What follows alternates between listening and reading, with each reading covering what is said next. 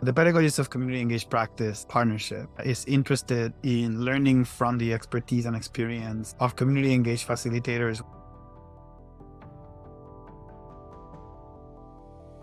This project came out of our interest in learning from each other, a real interest in documenting our practice. I would really describe my role as someone who is committed to doing this kind of work, despite the complexities and the hierarchies that come from the institution, but that on the one hand impose this hierarchy, but on the other hand also provide the resources. I felt very out of place in most learning spaces for facilitators because they were very anchored in this idea that facilitators needed to hold like neutrality. I don't think I ever considered my position to be one of neutrality. Even in community, it was actually one that was very rooted in centering those that were most oppressed. I felt drawn to facilitation practices that really were about the ways that we can use physical space and emotional space to really center those that carry experiences of oppression. I saw and felt this pressure where research needs to have like a public facing sphere. It becomes really sexy to work with communities.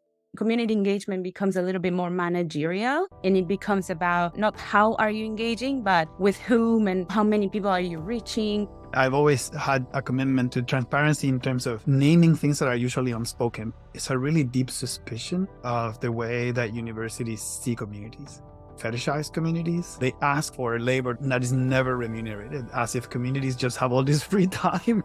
I don't really think it is evolving in the interest of communities. There's something super intentional about the process and every step in ensuring that everything is co-designed with a level of intention that I don't think I've ever really experienced. We're moving at the pace of how relationships are naturally built that make it feel very authentic and organic and emergent. This project has so many different people that are at different stages of their career. They have different experiences and they have worked with different community. We spend a lot of time very focused on a collective agreement around the values and the commitment that we held. This project specifically invites people to step in where their gifts are and ask when they need support. What is within this room or what exists within this space is all we need to succeed.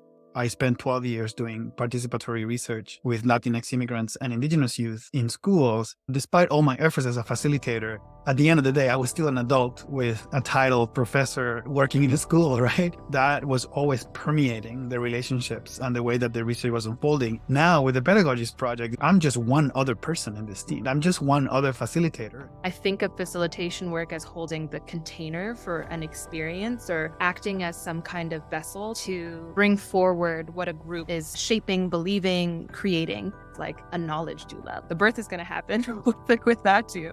But how do you actually facilitate that movement of knowledge in a way that leaves people feeling whole, leaves people feeling heard, leaves people feeling valued? You can't really detach facilitation from your lived experiences. They're constantly feeding each other. All those ethics need to also be practiced in an everyday way, because if they're not practiced in an everyday way, there's no consistency or coherence. I see how that trickles into my life. I see how that trickles into my connection to my spirituality. I see how it trickles into how I engage with the people I love. And to me, that's very special. One of the sort of products that emerged were these beautiful images that Andrea created. One thing those images do is share findings, right? But I think the more important work those images do is that they open conversations. Other facilitators now take those images and repurpose them, creating new knowledge. I think facilitation is both a role that you play, but it also is everywhere. Like when you host, when you have people come to your place and you feed them, and then you notice that conversation's getting dry and you invite someone to tell a story, you ask someone a question, witnessing how the women in my life as an Ethiopian woman host with so much care, think about people being fed, think about making people feel included.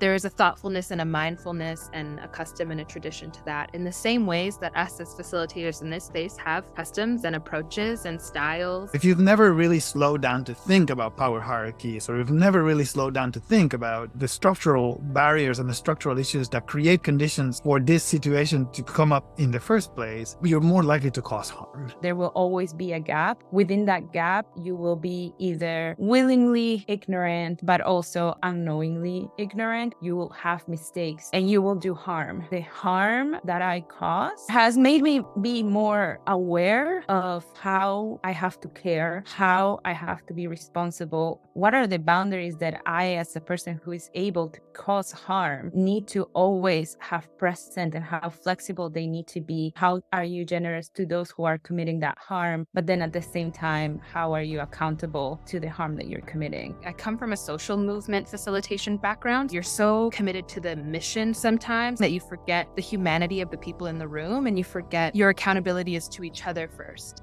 Social change research looks and feels like this. Social change research is destabilizing, right? It should be discomforting. If it's truly social change, it should make us feel really uncomfortable, and it should make us feel really disoriented. If it's not doing that, it's really not doing much of anything. Social change is that sort of like frustrated, but very strong and very disorganized scribble, right? And hopefully that strength of frustration and sometimes anger finds a shape of its own, and it can trespass the page. There's a disruption, but it's collective. And it feels like we're all moving towards it, and it feels like we're all committed to it. And there is something about that that gives you a different kind of energy. It's an energy on a different level. The work of facilitation is never finished, right? This focus is just one beginning of many. It's opening way more other possibilities.